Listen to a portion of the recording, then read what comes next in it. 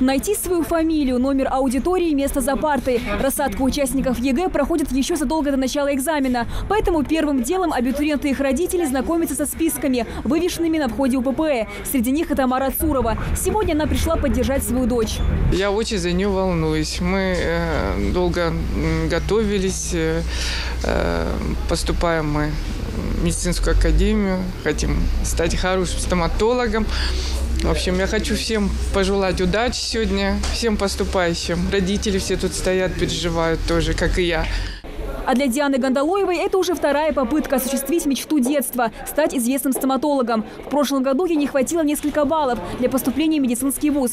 Поэтому она решила вновь попытать свое счастье. Настроена девушка решительно. Уверенности ей добавили занятия с репетитором.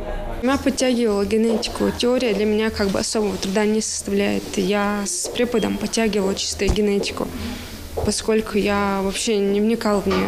Хочу поступить, в общем, если получится, в Санкт-Петербург, ну или же в Ставрополь.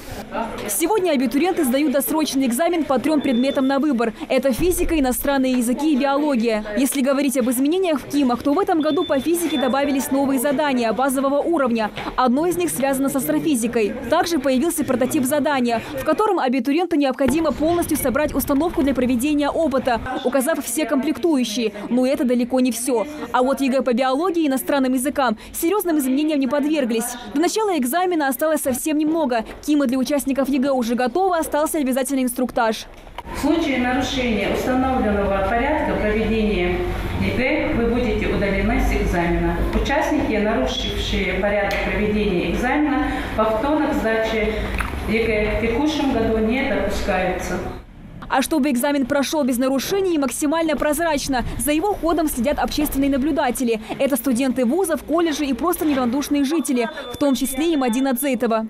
Я решила стать общественным наблюдателем, потому что я считаю, что это мой долг, чтобы экзамен прошел без нарушений, чтобы дети получили достойные баллы. А сегодня мы с утра присутствуем в этом пункте, нарушений не было, подмен тоже. Стать общественным наблюдателем и лично следить за ходом экзамена может любой желающий в любом городе страны. Для этого достаточно зарегистрироваться на сайте смотриегэ.ру и получить доступ к онлайн-трансляции с камер видеонаблюдения, расположенных в каждой аудитории пункта. Ну а следующий экзамен будет уже по обществознанию и литературе и состоится 4 апреля. Амина Бокова, Адам Дулаков, Новости 24.